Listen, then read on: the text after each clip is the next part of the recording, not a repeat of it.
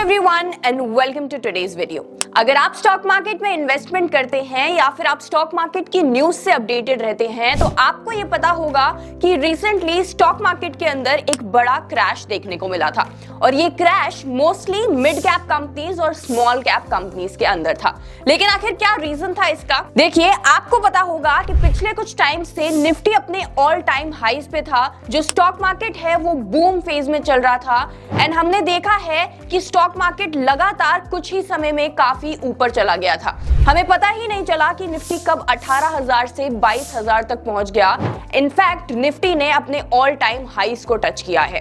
तो अब ये था कि क्योंकि मार्केट इतनी ज्यादा बूम फेज पे थी तो सेबी का ये कंसर्न था कि ये जो मार्केट है इसमें एक बबल क्रिएट हो रहा है। अब ये बबल जब बर्स्ट होता तो इससे काफी ज्यादा नुकसान रिटेल इन्वेस्टर्स को होता, क्योंकि स्टॉक मार्केट इतनी ऊपर जा रही थी इसलिए रिटेल इन्वेस्टर्स जो थे वो काफी ज्यादा इंटरेस्टेड हो गए थे स्टॉक मार्केट के अंदर। उन्होंने देखा कि स्टॉक मार्केट तो ऊपर जा रही है एंड मेनली जो स्टॉक मार्केट की इस रैली के पीछे का रीजन है वो स्मॉल कैप और मिड कैप कंपनीज हैं, क्योंकि हमने देखा है कि लार्ज कैप कंपनीज ने इतना कुछ कंट्रीब्यूट नहीं किया है मार्केट की इस रिसेंट रैली में। तो it was mostly because of the mid cap companies and small cap companies, and that is where retail investors got very interested to invest in these companies.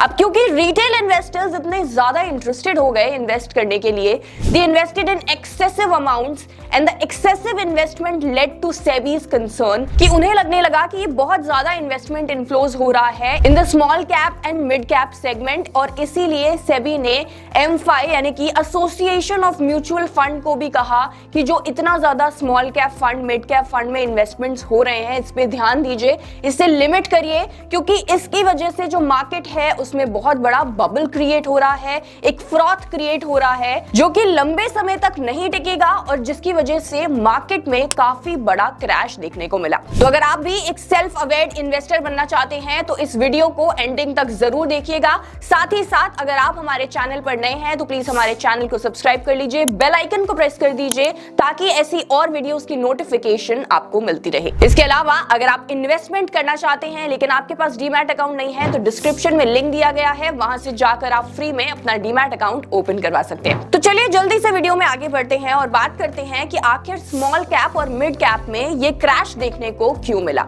अब उससे पहले मैं आपको ये बता दूं कि मार्केट ने काफी रिकवर भी किया है लास्ट कुछ सेशन में, लेकिन हम उस बारे में बात नहीं करेंगे। मेनली हम आज इस बारे में बात करने वाले हैं कि आखिर वो क्रैश जो आया था उसके पीछे रीजंस क्या थे।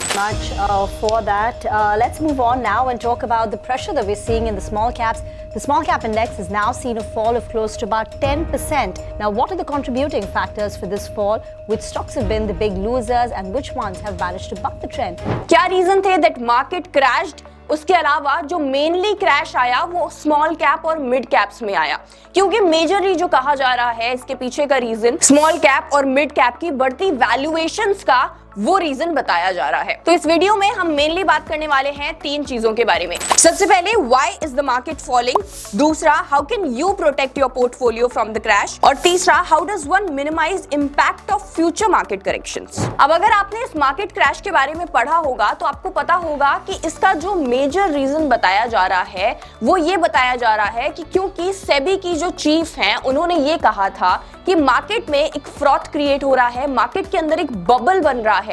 अब बबल और फ्रॉथ से क्या मतलब है यहाँ पे? देखिए, फ्रॉथ का मतलब होता है, सपोज आप एक कोल्ड ड्रिंक लेके आते हो, जब आप उस कोल्ड ड्रिंक को पोर करते हो एक ग्लास के अंदर तो कोल्ड ड्रिंक की क्वांटिटी जो होती है वो कम होती है, लेकिन फ्रॉथ की वजह से हमें वो बहुत ज्यादा दिखती है। अब यही रीजन है कि मार्केट के अंदर जो ये फ्रॉथ क्रिएट हो रहा है, हमें लग रहा है कि मार्केट बहुत अच्छा परफॉर्म कर रहा है, बहुत ज्यादा ऊपर जा रहा है, अपने ऑल टाइम हाईज को टच कर रहा है, ये तो बहुत अच्छी बात है। लेकिन एक्चुअली में ये इसलिए नहीं हो रहा है क्योंकि मार्केट के अंदर जो कंपनीज हैं वो अच्छा कर रही हैं, उनके फंडामेंटल्स बेटर हो रहे हैं, बल्कि ये इसलिए हो रहा है क्योंकि मार्केट में एक फ्रॉथ क्रिएट हो रहा है। अब ये फ्रॉथ क्रिएट कैसे होता है? ये फ्रॉथ क्रिएट होता है जब रिटेल इन्वेस्टर्स मार्केट मार्केट में एक्सेसिव इन्वेस्टमेंट करने लगते हैं क्योंकि उन्हें फोमो लगने लगता है। FOMO is fear of missing out. उन्हें लगता है कि मार्केट क्योंकि इतनी ज्यादा ऊपर जा रही है तो कहीं वो मिस आउट ना कर जाएं मार्केट के रिटर्न्स पाने में, और इसीलिए वो एक्सेसिव इन्वेस्टमेंट करने लगते हैं। उनका मेजर जो मोटिव होता है इन्वेस्टमेंट्स करने का वो होता है कि उन्हें डबल रिटर्न्स चाहिए, उन्हें ट्रिपल रिटर्न्स चाहिए। अब ये जो बात है ये सही नहीं है और यही फ्रॉड को क्रिएट करती है, क्योंकि रिटेल इन्वेस्टर्स जब एक्सेसिव इन्वेस्टमेंट करते हैं तो मार्केट और भी ज्यादा ऊपर जाने लगती है। लेकिन रिटेल इन्वेस्टर्स ये इन्वेस्टमेंट इसलिए नहीं करते क्योंकि उन्हें किसी कंपनी के वैल्यूएशंस अच्छे लगते हैं या उनके फंडामेंटल्स अच्छे लगते हैं, बल्कि वो ये इन्वेस्टमेंट्स करते हैं फोमो में आके, और ये मार्केट के अंदर एक फ्रॉड क्रिएट कर देता है जिसमें हमें तो लगता है कि मार्केट बहुत ऊपर जा रही है, बहुत अच्छा कर रही है, लेकिन वो सिर्फ दिखावटी होता है।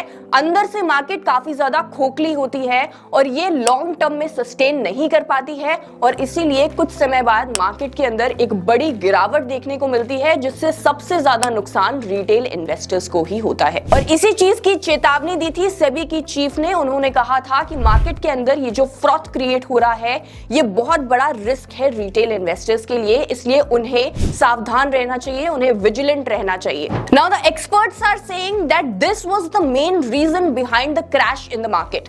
लेकिन ये सिर्फ रीजन नहीं है मार्केट क्रैश का। मार्केट क्रैश के कुछ मल्टीपल रीजंस है।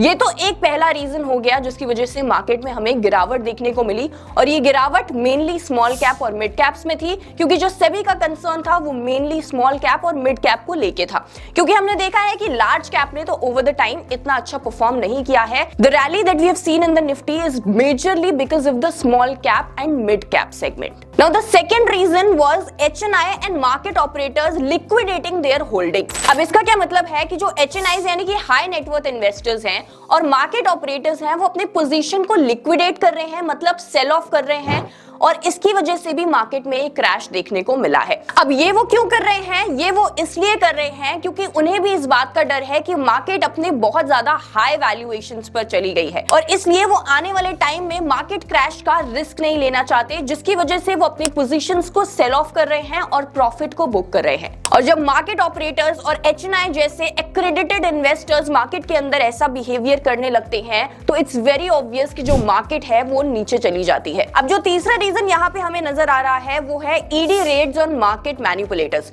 जी हाँ, ईडी ने कुछ मार्केट मैनिपुलेटर्स, मेजरली SME यानी कि स्मॉल मीडियम एंटरप्राइजेस जिनके IPOs हमें देखने को मिलते हैं, उन पर एक रेड करी है और उन्हें अक्यूज किया है for manipulating the market by manipulating their fundamentals.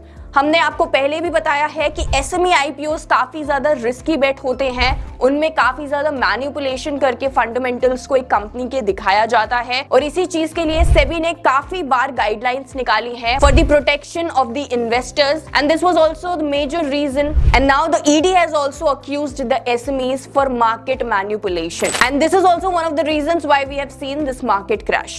Fourth reason है impact of mutual fund stress test. जी हाँ, म्यूचुअल फंड की वजह से भी मार्केट में ये क्रैश देखने को मिला है, क्योंकि सेबी ने MFI यानी कि एसोसिएशन ऑफ म्यूचुअल फंड को ये कहा था कि स्मॉल कैप और मिड कैप के अंदर जो इन्वेस्टमेंट इन्फ्यूजन है ये काफी ज्यादा हो रहा है। जी हाँ, लोग बहुत ज्यादा स्मॉल कैप और मिड कैप में इन्वेस्टमेंट्स कर रहे हैं क्योंकि उन्हें ये लगता है कि मार्केट ऊपर जाएगी, और मार्केट के अंदर सबसे ज्यादा जो कंट्रीब्यूशन है इस टाइम पे वो स्मॉल कैप और मिड कैप का है, जिसकी वजह से स्मॉल कैप फंड्स और मिड कैप फंड्स उनको बेटर रिटर्न्स दे सकते हैं। लेकिन जैसे कि सेबी ने कहा कि ये एक मार्केट के अंदर फ्रॉड क्रिएट हो रहा है, तो सेबी ने MFI को भी इस चीज के लिए अलर्ट पे डाला था कि आप जो म्यूचुअल फंड कंपनीज हैं उनसे ये कहें कि वो जो इन्वेस्टमेंट्स हैं in the small cap and mid cap fund उनको या तो लिमिट करें या फिर कुछ टाइम के लिए उन्हें बंद कर दें, क्योंकि इससे लॉन्ग टर्म में काफी ज्यादा नुकसान हो सकता है रिटेल इन्वेस्टर्स को, क्योंकि मार्केट के अंदर एक क्रैश देखने को मिल सकता है और ये क्रैश उनके म्यूचुअल फंड रिटर्न्स को काफी ज्यादा इफेक्ट कर सकता है। तो हमने इस बारे में तो बात कर ली कि आखिर ये मार्केट क्रैश देखने को क्यों मिला। अब इन सारे रीजंस के अलावा जो मार्केट क्रैश हमें देखने को मिला है वो इस वजह से भी हो सकता है कि जो मार्च का महीना है उसके लास्ट में टैक्स फाइलिंग करी जाती है।